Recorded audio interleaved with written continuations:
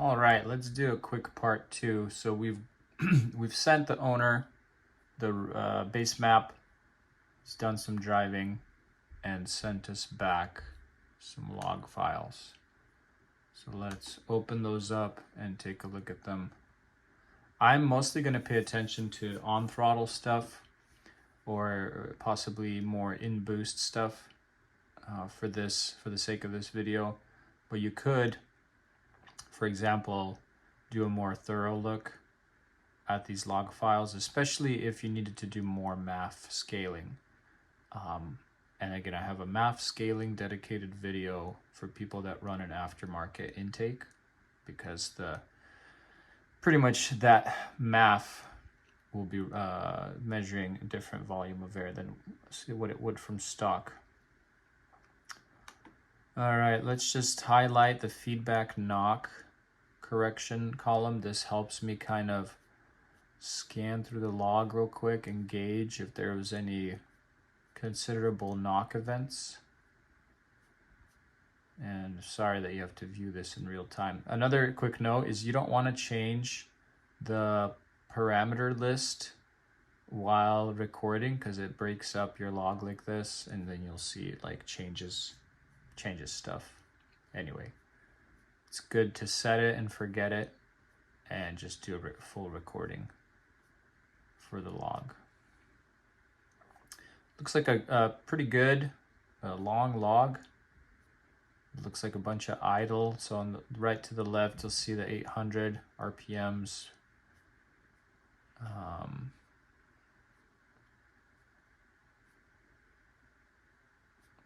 Let's just keep going.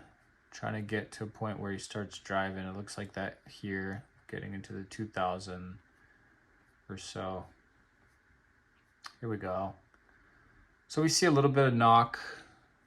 So some people will lock the first row to always appear.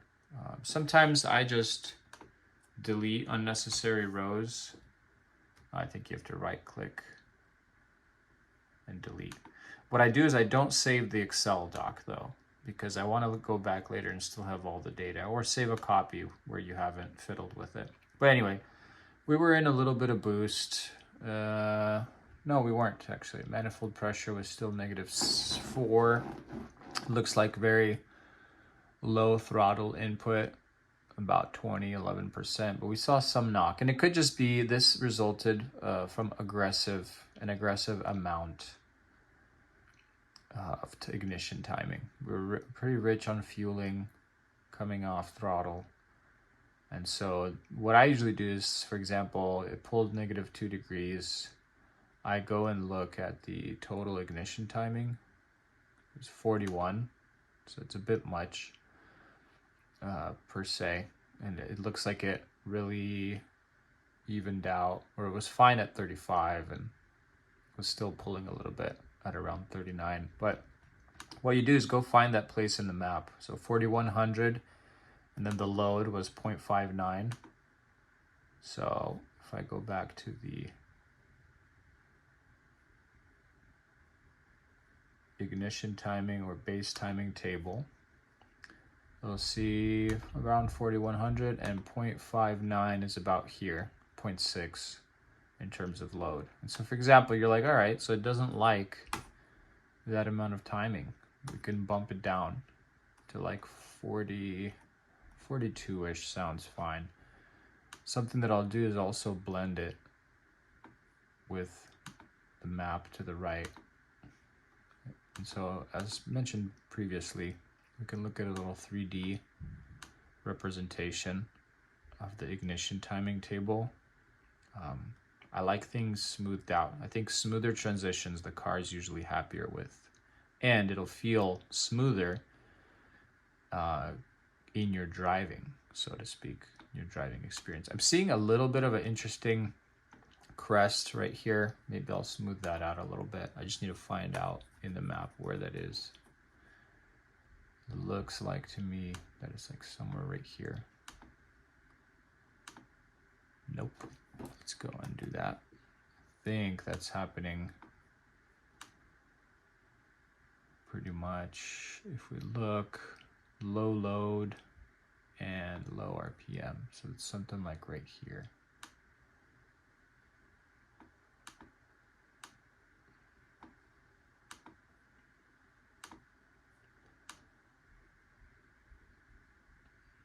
Let me see if I can correct that better. I do like to use the two-dimensional. Sometimes the two-dimensional really messes up stuff, so you can Command Z, kind of play around with it yourself. There we go. I think now I'm getting it.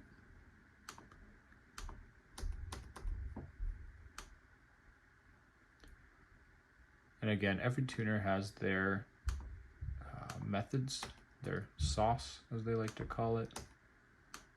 I, for one, I've noticed that a lot of the cars really like smoother transitions compared to a lot of jaggedy jumps.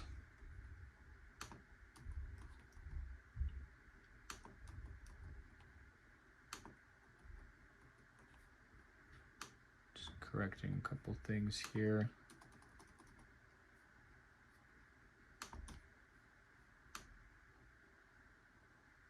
Okay. We do see quite a drop off along here. It's around the 1.5 line. Let's see if we can kind of improve that.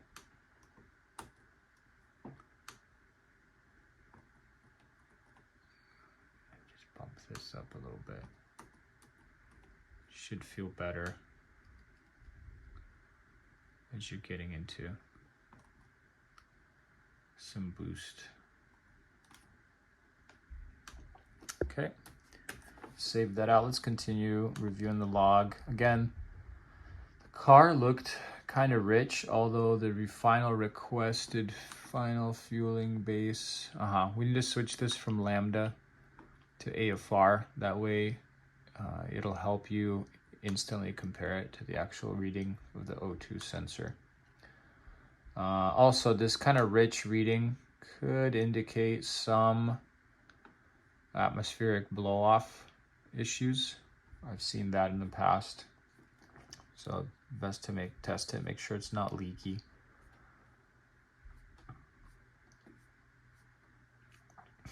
Scanning further down. Okay, I'm just going to scan a little bit faster. I'm definitely sure I'm going to see feedback knock. Oh, I just spotted some.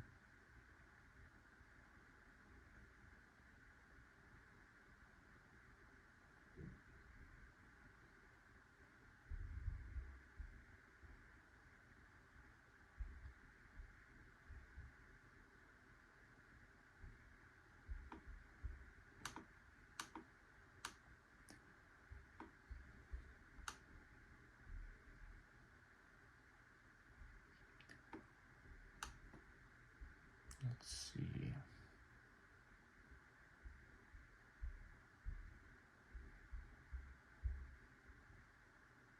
Oh. So exciting, right? Scanning for knock.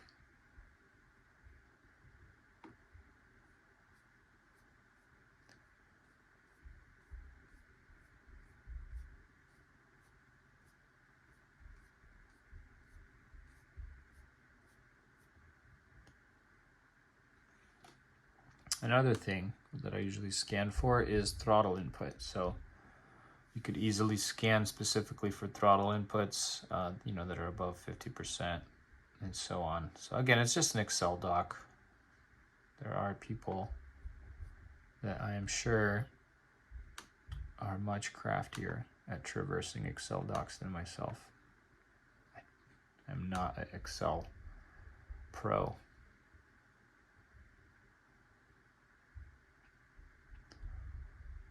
Let's take a quick look.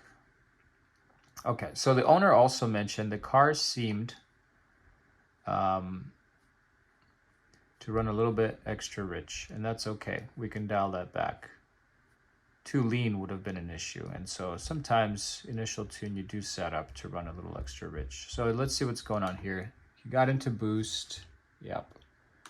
Let's see how much boost we saw. Again, I'm gonna delete the data above it so that it's not messing with me.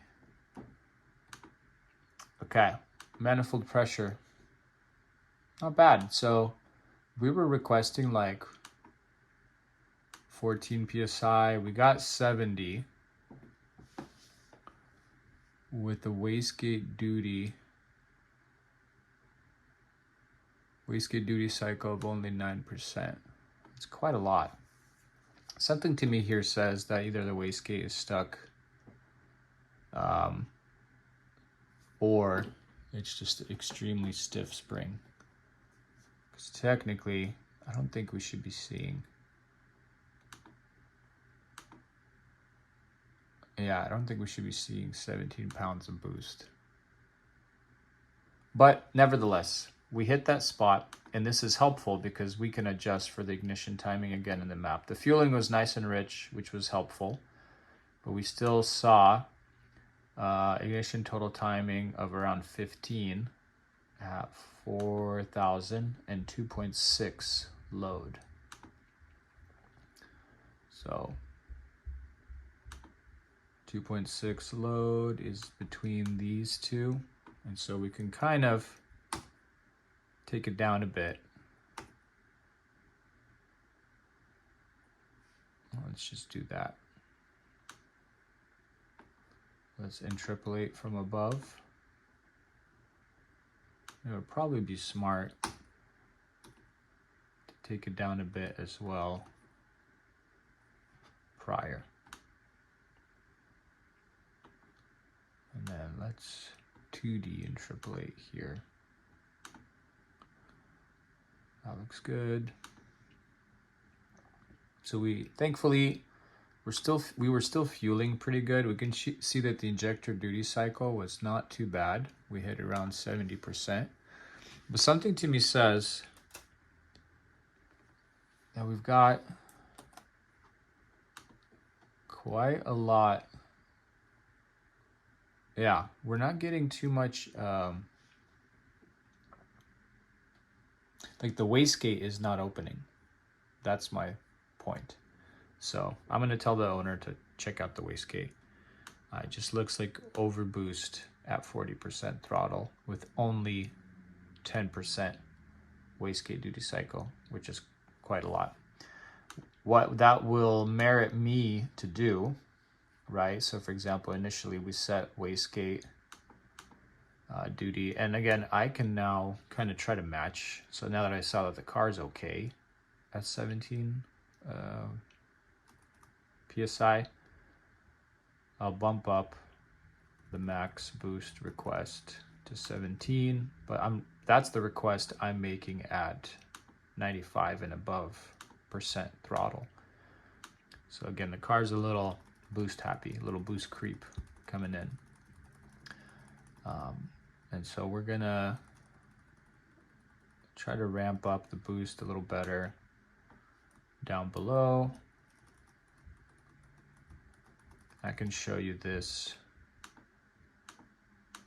diagram as well. So for example, also kind of a fairly smooth ramp up for boost as you give it more throttle. Makes sense. Save that. The very important thing is to really drastically lower these initial wastegate numbers. For example, we had 10% at low throttle input request, and like the car was over boosting by quite a lot. And what I mean by that is, let me show you again.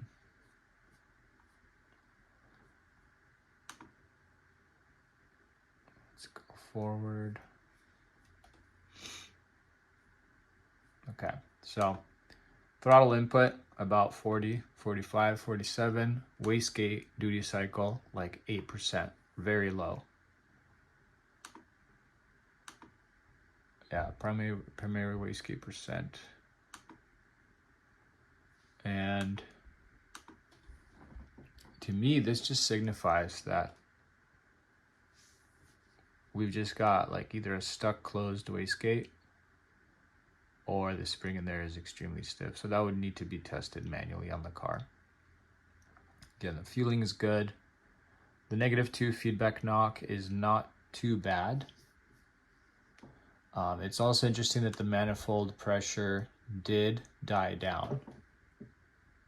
Like it did calm down after about 4,300 RPM. Quite interesting. It started going down to our desired boost level. And then as you see, as the boost level went down, it started adding a little bit of wastegate pressure to help maintain the desired 14. So what I think I'm going to do is really keep the wastegate pressure, duty cycle conservative until like 4,300. So for example, 4,400. I'm just going to throw in like a value of 10 in there. And again, because I don't want this car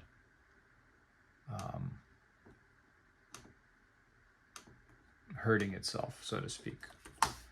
Probably going to max out at 15 up there. And again, I have tuned cars before where I give them very minimal wastegate duty cycle.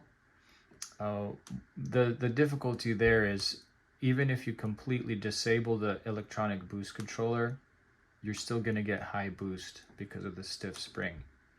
So most tuners like to get a spring in there that's about half the desired boost rating. So like if you want 20 pounds, you put in a spring that's probably like around 12. And so most common, yes, I see people running springs in the wastegate that are like 12 to 14 pounds, and then you can easily achieve 17 to 20 PSI. If you put in a 20 PSI spring, you can't control boost under 20 PSI because it just ends up, giving you the maximum, so to speak. And so you just got to be very considerate of that and wary. But again, the car can be tunable. So for example, if on spring pressure, you are achieving 17 PSI, to me, that just says, okay, like we're going to have to tune around it if you have no other spring. Part of the tuning process, as I mentioned, right? No two cars are the same. And so for max wastegate, I'm just going to give it same number and then multiply by like 1.05 just to give it a bit more. Maybe just raise it by 10%. And so this is the max or the ceiling. What we saw before, right, was more of a min.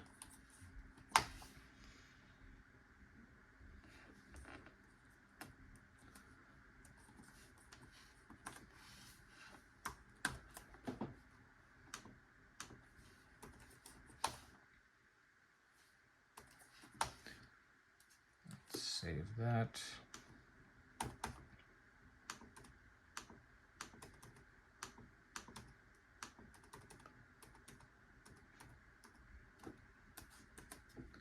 And okay, and then there's also a max wastegate after all things said and done. Post compensation, we probably want no more than 20%.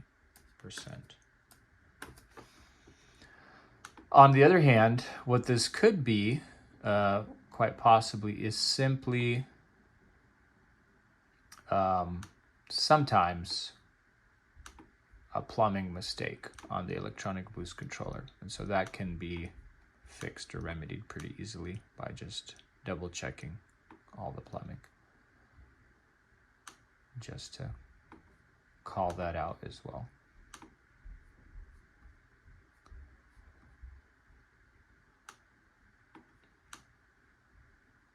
Okay, let's check the fueling one more time. Again, the fueling was pretty rich, but not too bad. But I can help clean up a bit.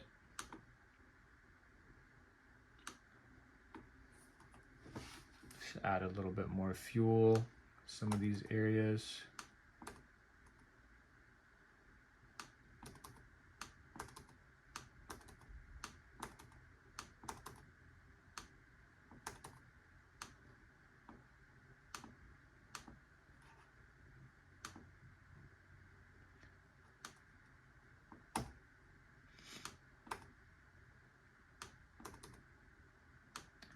Probably interpolate a little bit better in this area. Again, really helps to get a visual in terms of how the fuel map looks. And so it's true, usually on the lower load areas, you want to lean it out a little bit.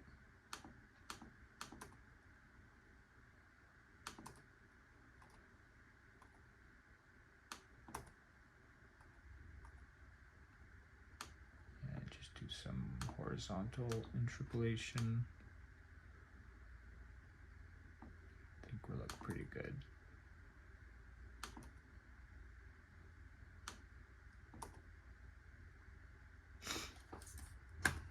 Saved.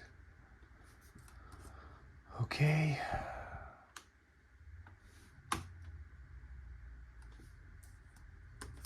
All right, send this to the owner.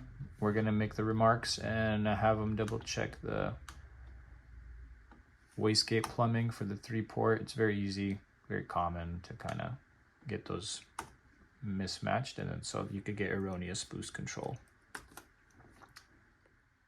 What's up, guys? So this is a 5th revision that I've gone back and forth with the owner on this tune. Long story short, it seems like the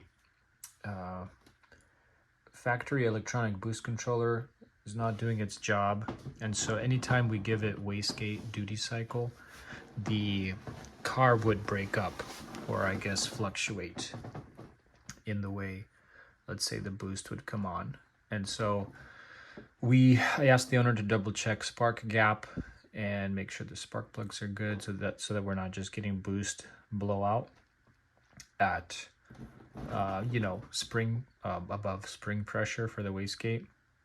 So essentially this tune, we were looking for a maximum of 18 psi, but I think what the car was giving, if I recall correctly from the logs, was like 14, 15 max.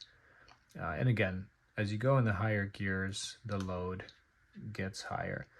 And so, for example, the owner was not planning to switch out the electronic boost controller just yet, so we zeroed out the EBCS tables for now to avoid the funky breakup that the car was doing. And again, at zeroing out all the initial and maximum wastegate duty cycle tables, he said the car ran perfectly smooth, really nicely, really well. Here's my final fueling table. So the owner had a wideband. He said, you know, under normal driving condition, it seemed to be a bit rich, so we did lean it out a bit more. So in normal driving condition will probably be somewhere along this ridge. So you could see, so like 14.7 is up here.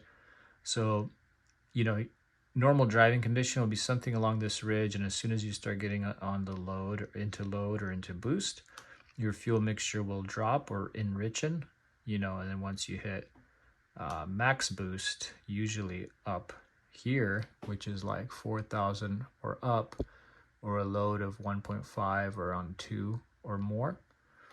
Let me zoom in. Yeah, so this is your nice rich mixture of 11.5. This is up here 14.7, and then that's your transition mid-range, let's say in light boost to medium boost. So everything seemed to be good there. And someone might say like, hey, low boost is probably super boring to drive, and that's not always a fact. People will ask for high boost in their tune, but then the car will see pre-ignition or knock or detonation, and then the tuner will have to start dialing back your ignition advance. So for example, this car is running pretty good ignition advance. Like, it's not extremely aggressive, but it's pretty healthy. And so pretty much at wide open throttle, you know, at full load, probably getting like 15 plus degrees of timing. And then as you go towards red line, 20 degrees of timing.